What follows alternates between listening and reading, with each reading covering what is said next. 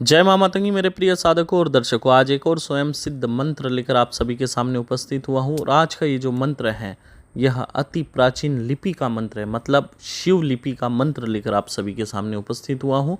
और बड़ा पावरफुल ये मंत्र है। इस मंत्र का प्रयोग आप दो तरीके से कर सकते हैं। एक अपने घर पे कर सकते हैं और किसी मंदिर पे, किसी तीर्थ स्थान पर कर सकते हैं। जैसे मान लीजिए हम उदाहरण के तौर पे पहले तीर्थ स्थान के बारे में या किसी मंदिर के बारे में बात करते हैं। आपको भी ऐसा देखने मिला होगा कि कोई मंदिर है, वहाँ पर पहले बहुत ज़्यादा भीड़ लगती थी, बहुत श्रद्धालु भक्तगण वहाँ पर आते थे और उन्हें लाभ भी मिलता था। पर धीरे धीरे ऐसा क्या होने लगा कि उस मंदिर में जो है लोगों की आने की संख्या कम होने लगी और धीरे धीरे वो मंदिर वीरान होता चला गया। मतलब अब उस मंदिर में कुछ ही लोग जाते हो और उन्हें भी पूरी तरह से लाभ न मिलता हो या आत्मिक मानसिक शांति उनको नहीं मिलती हो।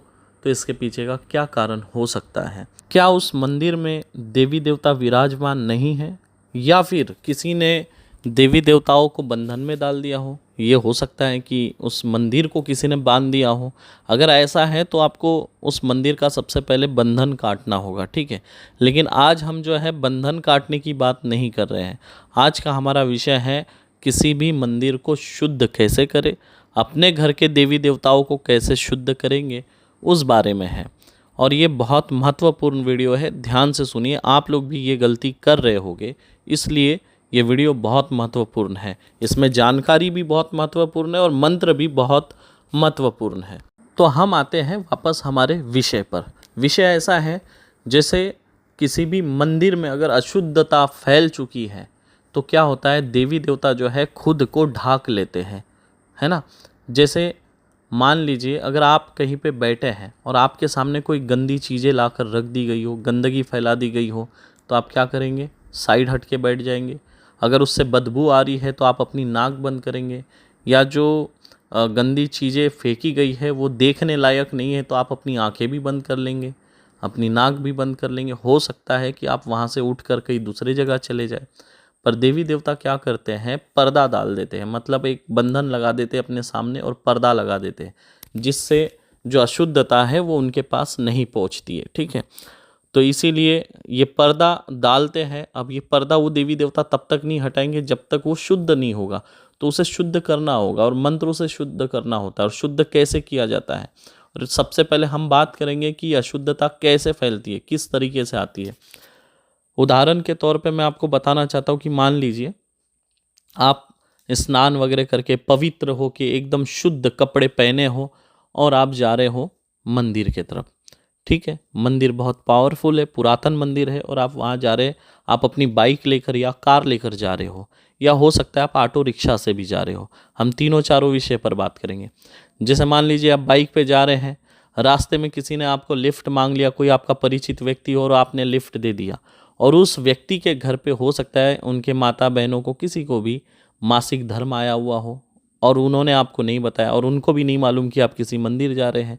या ये भी हो सकता है कि उनके घर पर जो है किसी माता बहन की जो है प्रसूति हुई हो, कहने का मतलब डिलीवरी हुई हो, और उस घर में कोई छोटा बच्चा हो जो 1.25 महीने के अंदर का हो। तो ऐसे स्थिति में जो है आपको दोष लग जाता है।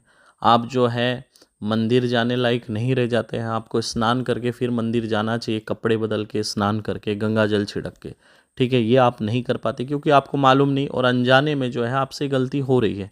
अब मान लीजिए आप कार में जा रहे हैं, कार में भी हो सकता है ऐसा कोई व्यक्ति मिल जाए, लिफ्ट मांग ले और इसी तरह की परिस्थितियाँ उसके साथ हो। या हो सकता है वो किसी मौत मिट्टी से आ रहा हो, या ये भी हो सकता है किसी हॉस्पिटल से आ रहा हो। और हॉस्पिटल में तो आपको पता है कितनी अशुद्धता होती है।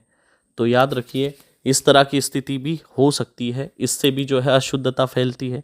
या फिर आप ऑटो रिक्शा से जा रहे हैं, ट्रेन से जा रहे हैं, बस से जा रहे हैं, हो सकता है उसके ऊपर भी कोई ऐसी माता बहनें बैठी हो जिनका मासिक धर्म आया हो। तो वो समय जो है अशुद्धता रहती है। ऑटो में हो, चाहे फिर ऐसा भी हो सकता है जिस ऑटो में, जिस बस में आप जा रहे हैं वहाँ पे कोई पेशेंट बैठ कर गया हो जो हॉस्पिटल से आ रहा हो, कितने ना जाने अशुद्ध चीज़ों को छूते हुए वो आकर बैठा हो, ऐसा भी होता है। तो इस तरह से जाने अनजाने में से लेकिन आप अशुद्ध हो जाते हैं। आपको पता है पुराने जो तीर्थ स्थान आपको दिखते हैं, पुराने तीर्थ स्थानों के आसपास हमेशा आपको तालाब वगैरह दिखेगा, कुआं दिखेगा। ये क्यों होता था कि लोग सफ़र करके कहीं से भी आए लेकिन वहाँ पर स्नान करते थे, चाहे नदी घाट हो, चाहे तालाब हो, चाहे वहाँ पे कुआं हो, तो लोग पहले वहाँ पर स्नान करते थे, कपड़े बदलते थे, है ना। और याद रखिए, कोई भी देवी देवता के दर्शन को जाने से पहले आप घर से भले स्नान करके गए हो, ठीक है, लेकिन वहाँ पर जाकर स्नान करके थोड़ा सा जल हाथ में लेके ओम पवित्राय नमः स्वाहा बोलकर छिड़क देंगे ऐसे 5 बार, और उसके बाद दर्शन करें, तो ये शुद्धता होती है। लेकिन इतना जो है आजकल के भागदौड़ भरे ज़िंदगी में इंसान नहीं कर पाता है और ये गलतियाँ होती है। और इसी तरीके से जो है मंदिर में जो है अशुद्धता फैलने लगती है, जाने अनजाने में सही लेकिन फैलती है। फिर क्या होता है, ऐसी गलती आप अकेले नहीं कर रहे, जितने लोग मंदिर में जा रहे हैं 95% लोगों से ये गलतियाँ हो रही हैं। और उसके साथ साथ क्या होता है, लोग मूर्ति को छूने लगते हैं, मूर्ति को हाथ लगाते हैं, शिवलिंग है तो उनको हाथ लगाते हैं। इस तरीके से जो है आप तो पूरी तरह से शुद्ध है ये आपको खुद को गारंटी नहीं है, और आप मूर्ति को छू रहे हैं, शिवलिंग को छू रहे हैं, तो इससे जो है अशुद्धता फैलने लगती है। और एक समय ऐसा आता है कि देवी देवता जो है खुद को नज़र कैद कर लेते हैं, नज़रबंदिश कर लेते हैं, पर्दा डाल देते हैं। और उसके बाद परिणाम स्वरूप ये होता है कि जब वो बंधन डाल देते हैं तो वो ध्यान में चले जाते हैं, और उसके बाद आप कोई भी प्रार्थना करो, कोई भी पूजा पाठ करो उस मंदिर में, तो आपकी कोई भी प्रार्थना उस मंदिर के देवी देवता तक नहीं पहुंचती है, क्योंकि उन्होंने बंधन में डाला है और अंतर ध्यान हो गए हैं। तो ऐसी अवस्था में जो है आपको क्या करना होता है, उस मंदिर में जो है सबसे पहले शुद्धि का प्रयोग करना होगा। उसका मंत्र इसमें दिया हुआ है, शिवलिपि का मंत्र है। आपको क्या करना है, गंगा जल लेना है और गंगा जल में इस मंत्र को अभिमंत्रित करना है।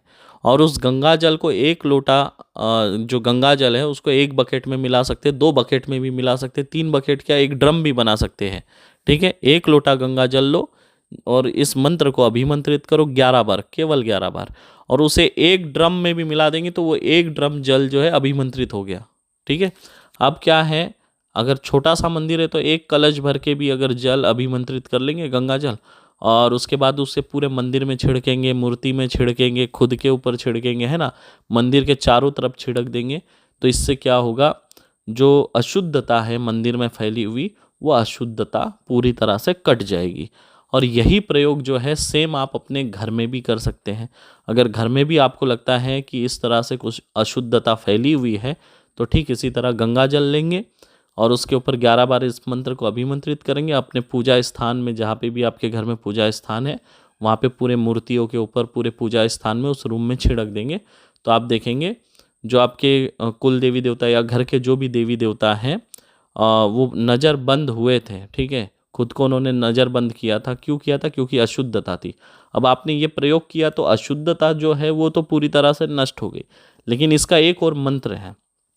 देवी देवता को आप कैसे बताएंगे कि यहाँ पे शुद्धता हो चुकी है, अब आप जो है अंतर ध्यान से बाहर आइए, पर्दे को हटाइए?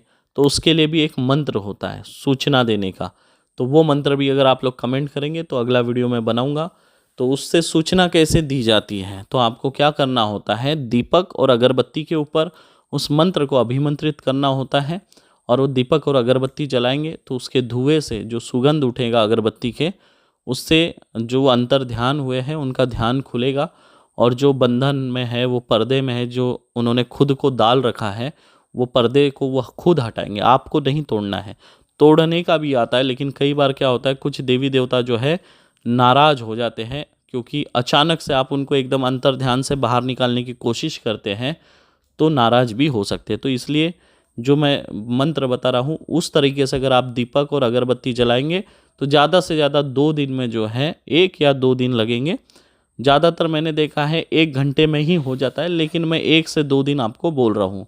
तो 1 से 2 दिन के अंदर जो है आपके घर के कुल देवी देवता या आपके जो भी देवी देवता है, या जिस मंदिर में आपने शुद्धि का प्रयोग किया है, उस मंदिर के जो भी देवी देवता हैं, वो 1 घंटे से लेके 1 दिन से लेके 2 दिन तक, 1 घंटे से लेके 2 दिन के बीच में कभी भी पर्दे से बाहर आ जाएंगे।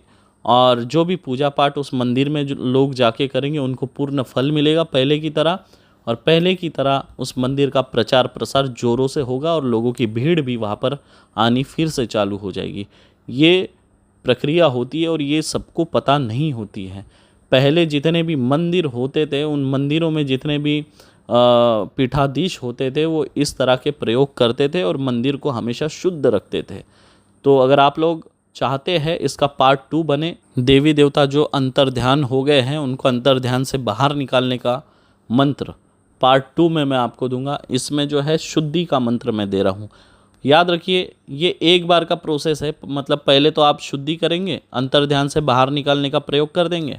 उसके बाद हर हफ्ते में अगर आप इस शुद्धि का प्रयोग को करते रहेंगे तो आपके कुल देवी देवता कभी बंधन में नहीं जाएंगे, खुद को पर्दे में नहीं डालेंगे और अंतर्ध्यान में नहीं जाएंगे। तो अंतर्ध्यान की प्रक्रिया करने की आपको ज़रूरत नहीं पड़ेगी, एक ही बार पड़ेगी। लेकिन हर हफ्ते में जो शुद्धि का प्रयोग है ये करते रहिए। मंदिर में है, अगर आपका कोई मंदिर है, अगर आप कोई पीठाधीश है, साधु संत है, आपका कोई मंदिर है, मठ है, तो आप लोग इसका जो प्रयोग है हर हफ्ते में एक बार करते रहिए और रिजल्ट आपके सामने होगा। आप देखेंगे कुछ ही दिनों में आपके मंदिर में जो भी देवी देवता विराजमान है, जो भी उनकी मूर्ति है, उसमें उनका तेज जो है बढ़ता चला जाएगा। पॉजिटिव वाइब्रेशंस जो है वो बहुत तीव्र हो जाएंगे और वहाँ पर जो भी लोग आएंगे उनकी हर एक मनोकामना पूरी होने लगेंगी। मनोकामना इसलिए पूरी होगी क्योंकि देवी देवताओं तक उनकी बात जब जाएंगी तो 100% मनोकामना पूरी होनी चालू हो जाएंगी। और मैं आपको बताना चाहता हूँ कि कोई भी मंदिर हो, कोई भी धाम हो, जो मनोकामना पूर्ण होने की जो रेशो रहता है अक्सर जो है 50-50 होता है। और कई ऐसे तीर्थ स्थान होते हैं और कई ऐसे मंदिर होते हैं जहाँ पे ये रेशो 80 से 90% तक होता है, लेकिन 100% का रेशो किसी मंदिर में नहीं होता है। लेकिन इस प्रयोग को करिए, आपको रिजल्ट मिलेगा, पॉजिटिव रिजल्ट होगा। और आशा करता हूँ ये वीडियो आप लोगों को अच्छा लगा होगा। और आप सभी लोगों से मुझे शिकायत ये है कि आप लोग जो है वीडियो देखकर चले जाते हैं, चैनल को सब्सक्राइब नहीं करते। ये गलत बात है। अगर आपको कंटेंट अच्छा लग रहा है, आप हमारे वीडियो देखते हैं, तो चैनल को सब्सक्राइब करिए, कोई पैसा तो नहीं लगता है। दूसरी एक बात, वीडियो को लाइक करिए और हर एक वीडियो में कमेंट करिए। इस वीडियो में कम से कम 5000 कमेंट आप लोगों के आने चाहिए, क्योंकि इतने लुप्त और गुप्त विद्याओं का ज्ञान मैं आपको दे रहा हूँ, वो भी निःशुल्क दे रहा हूँ। कोई नहीं देता है इस तरह का ज्ञान। लाखों रुपए बर्बाद कर दोगे, सालों साल बर्बाद कर दोगे, अपनी कई दर्जने चप्पल आप घिसा दोगे, उसके बावजूद भी आपको कोई ऐसे मंत्र नहीं देगा। और यहाँ पर आपको निःशुल्क मिल रहा है, निःशुल्क आपको सिखा रहा हूँ, क्योंकि मैं चाहता हूँ कि ये लुप्त होती हुई जो विद्याएँ है इसका प्रचार प्रसार हो और लुप्त होने से ये विद्याएँ बच जाए।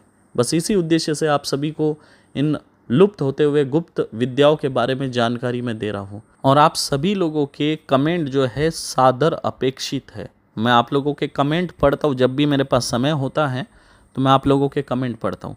और आप लोगों को किस विषय पर वीडियो चाहिए कमेंट करके मुझे ज़रूर बताएं। अगर मुझे लगता है इस विषय पे वीडियो बनाना चाहिए, मैं ज़रूर बनाऊँगा।